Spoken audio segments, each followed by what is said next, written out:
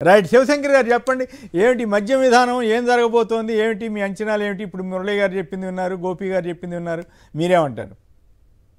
ఒకటి సార్, ఈ రోజు గాంధీ జయంతి రోజు దేశంలో ఏ రాష్ట్రమైనా దేశంలో ప్రభుత్వమైనా కూడాను ఏదైనా కూడా గ్రామీణాభివృద్ధికి తోడ్పడుతూ ప్రజలకు మంచి చేసే విధంగా కార్యక్రమాలు చేపడతారు. గతంలో చూసాము, జగన్మోహన్ రెడ్డి గారు వస్తానే గ్రామ సచివాలయ వ్యవస్థ, వార్డు వ్యవస్థ పెట్టించేసి, వాలంటరీ వ్యవస్థ పెట్టించేసి ప్రజల వద్దకే పాలన తీసుకెళ్లేసి 541 సర్వీసులు జనాలకి ఇబ్బందులు లేకుండా వాలంటీర్ల ద్వారా ముసలి వాళ్ళకు పెన్షన్ దగ్గర నుంచి రైతుల నుంచి రైతు భరోసా కేంద్రాలు పెట్టి అద్భుతమైనటువంటి అభివృద్ధి కానీ, ప్రజాకాంక్ష కానీ, ప్రజా సంక్షేమం కానీ కోరుకున్నారు.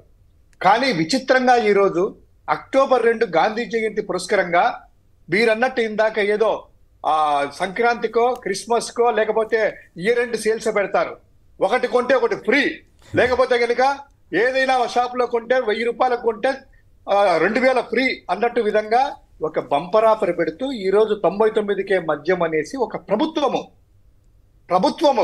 ఆధీనంలో ఉండేటువంటి ఆ యొక్క వ్యవస్థలని గతంలో ఎలా ఉంది చూసాము. 2019 ముందు ఇదే ప్రభుత్వము, చంద్రబాబు గారి ప్రభుత్వము సిండికేట్ అయ్యేసి వారి యొక్క నాయకులకి వాళ్ళ ఎమ్మెల్యేలు వాళ్ళే మద్యం షాపులు నడుపుతూ విచ్చలబెడిగా సమయాల్లో కూడా లేకుండా 4498 షాపులు, గుర్తుపెట్టుకోవాలి, మేము ప్రభుత్వం వచ్చే లోపల 4498 మద్యం షాపులు పెట్టి 44600 బెల్ట్ షాపులు, అంటే ప్రతి 100 ఇళ్లకు ఒక బెల్ట్ షాప్ పెట్టే విధంగా వాళ్ళు విచ్చలవిడిగా పెట్టి నాటుసారా విచ్చలవిడిగా కాలుస్తూ ప్రజల ఆరోగ్యాన్నితో అదేవిధంగా ప్రజల యొక్క ప్యాకెట్స్ ని, మనీని అంతా కూడా ఏ విధంగా దోచుకున్నారనేటువంటిది మనం చూసాం.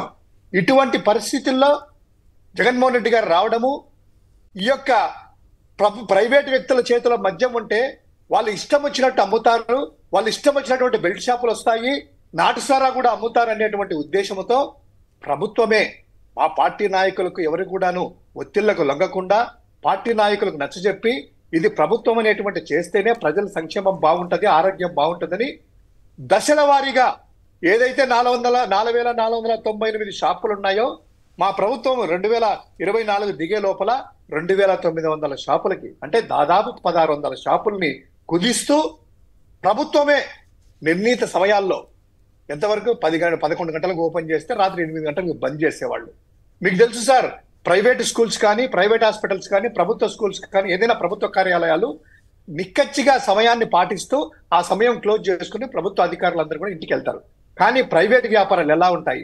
తెల్లవారుజామున ఓపెన్ చేసేసి అర్ధరాత్రి వరకు నడుపుతూనే ఉంటారు. ఎందుకంటే వ్యాపారము లాభాపేక్ష వాళ్ళ యొక్క దృష్టి కాబట్టి ఈ రోజు సమయాలను కూడా చేంజ్ చేసేసి షాపుల సంఖ్యను పెంచుతూ మొదటి దశలోనే 3500 షాపులట మొదటి దశలోనే.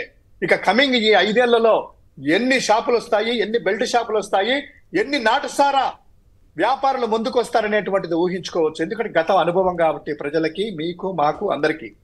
ఈ రోజు వాళ్ళు చేసేటువంటిది ఉదయం 10 నుంచి రాత్రి 9 వరకు, అంటే అఫీషియల్ గానే, అంటే అది 11 వరకు 12 వరకు ఎంతకైనా అమ్ముకోవచ్చు. 10 వరకు, అదే 10 గంటల వరకు, 10 గంటల వరకు, రాత్రి 10 గంటల వరకు, ఉదయం 10 నుంచి రాత్రి 10 గంటల వరకు అఫీషియల్ గా. అంటే అనఫీషియల్ గా ఎంతవరకు అమ్ముతారో వాళ్ళ మీద నియంత్రణ ఎక్కడ వస్తుంది? ప్రైవేట్ వ్యాపారాలు కదా. 10 గంటల హైదరాబాద్ అక్కడ మరి మొత్తం మీద నేనైతే అక్కడ చూశాను 10 గంటల సమయాలకు పెంచారు. గత ప్రభుత్వంలో వేసినటువంటి సమయానికి ఇప్పుడు సమయానికి పెంచారు. అవును. అయితే ఇక్కడ పాయింట్ కాదు, ఇక్కడ పాయింట్, ఇంట్రెస్టింగ్ పాయింట్ ఏంటంటే జగన్ గారేమో గవర్నమెంట్ షాపులు పెట్టి మొత్తం మీ పార్టీ వాళ్ళకి కార్యకర్తలకు అవకాశం లేకుండా చేశారు. చంద్రబాబు గారు ఇప్పుడు మళ్ళీ పార్టీ నేతలకి కార్యకర్తలకి మంచి లైవ్లీహుడ్ ఇస్తున్నారు, అంటే ఆ డబ్బు బాగా పోగు చేసుకోవడానికి అవకాశం ఇస్తున్నారు, మరి వాళ్ళ సంపాదనకి అవకాశం ఇస్తున్నారు. మరి జగన్ గారు ఆ పని చేయలేదు కదా అని మీ వాళ్ళు అనుకోరా? ఖచ్చితంగా సార్, ఇది ఎఫెక్ట్ పడుతుంది. కానీ ముందుగానే జగన్మోహన్ రెడ్డి గారు చెప్పారు సంక్షేమము, అభివృద్ధిని. కానీ ఇక్కడ ఈయన చెప్పిన మాట ఏంటంటే సంపద సృష్టిస్తా. జనాలు పాప అమాయకులు సంపద సృష్టిస్తే రాష్ట్రానికి అనుకున్నారు, రాష్ట్రానికి అప్పులతో సంపద సృష్టిస్తున్నాడు, అప్పుల సంపద.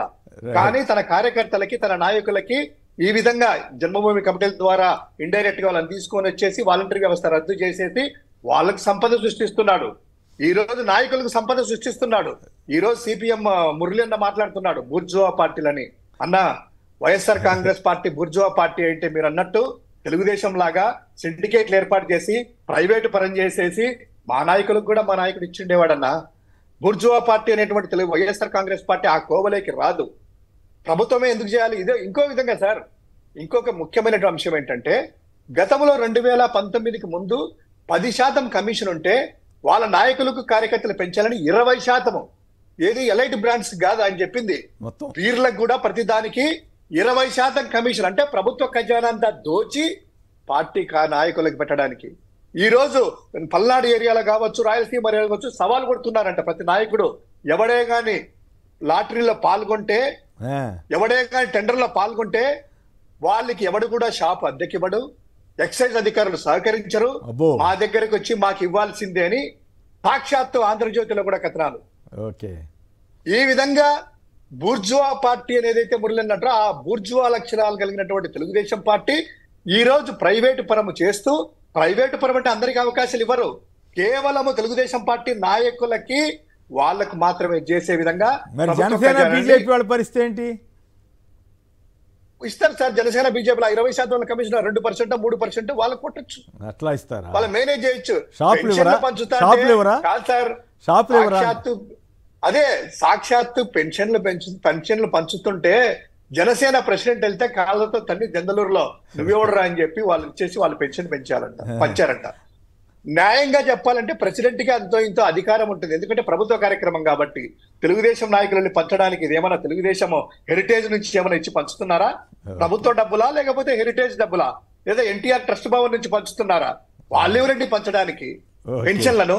వాలంటీర్లు అంటే గతంలో ప్రభుత్వ సహాయకులు కాబట్టి, ప్రభుత్వ సంబంధించిన. ఫైనల్ గా ఒక మాట చెప్పండి, మనం పురంధరేశ్వరి గారు పవన్ కళ్యాణ్ గురించి కూడా మాట్లాడుకోవాలి. ఫైనల్ గా ఒక మాట చెప్పండి, ఇప్పుడు ఈ పరిస్థితిని ప్రజలు ఎట్లా రిసీవ్ చేసుకుంటారు? మహిళా సంఘాలు తీవ్ర స్థాయిలో స్పందిస్తాయా, లేదా మనం అందరూ ఓట్లేసామని అనుకుంటున్నారు కాబట్టి తాగుబోతులంతా సమర్థించారు, తాగండి తోగండి అని అప్పట్లోనే చెప్పాడు కాబట్టి ఇప్పుడు తప్పు పట్టడానికి లేని పరిస్థితి ఉంది అనుకుంటారా? ఖచ్చితంగా కాదు సార్.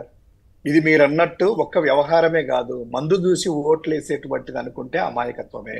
2/6 వస్తున్నాం, ఇదిగోండి మీ ఇంటికి డబ్బులు వస్తున్నాయి, ఇదిగోండి గ్యాస్, ఇదిగోండి ఉచిత ప్రయాణము, ఇదిగోండి 20,000 రైతులకి, ఇదిగోండి మీ ఇంట్లో ఎంతమంది పిల్లలు, ఎంతమంది 15,000 అని సవాల్ పాట పాడి ప్రజల మైండ్ లో ఆకర్షించేసి ఈవీఎంలు మేనేజ్ చేసుకుని వచ్చినటువంటి వాళ్ళ వ్యవహారము ఈ మందుకు ఒక్కదానికి మనం ముడిపెట్టకూడదు.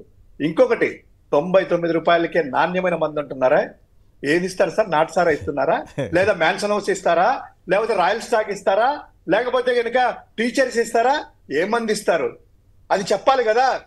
లిక్కర్ తీసుకొని వచ్చేసి ఏదో కేరళ ఓసి ఏదో 45 రూపాయలకి ఇంతకు ముందు ఎంతమంది ప్రాణాలు కోల్పోయినారో మనం చూసాము. సిపిఎం నాయకులు కూడా ఇంకా ఎక్కువ ధర్నాలు చేసి ఉండొచ్చు మాకంటే. ఎంతమంది ప్రాణాలు? ఈరోజు 99 రూపాయలు ఏది ఇస్తున్నారు? రాయల్ స్టాక్ ఇస్తున్నావా? రాయల్ ఛాలెంజ్ ఇస్తున్నావా? టీచర్స్ ఇస్తున్నావా? లేకపోతే రేట్లు ఎక్కువ ఉంటాయి. నాకు కాస్త అవగాహన తక్కువ, రేట్లు బాగా ఎక్కువ ఉంటాయి. 99 రూపాయలకి వాటిని ఇవ్వలేరా?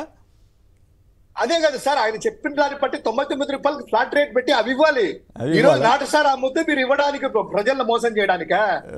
ఏదో ఆఫర్ ఉంటుంది సార్. ఒక షాప్ కి వెళ్తే మీకు రండి ఇది వచ్చి 90% ఆఫర్ ఉంటుంది. అక్కడికి వెళ్ళిన తర్వాత 5, 6 జస్ట్ అమ్మడపోనేటి ఆడ పెడతాడు. వీటి మీదనే సార్ 90% ఫ్రీ, ఇవన్నీ న్యూ అరైవల్ బ్రాండ్, ఇవి 100% మీరు పే చేయాలి సార్ అంటారు. ఖచ్చితంగా అదే ఇక్కడ.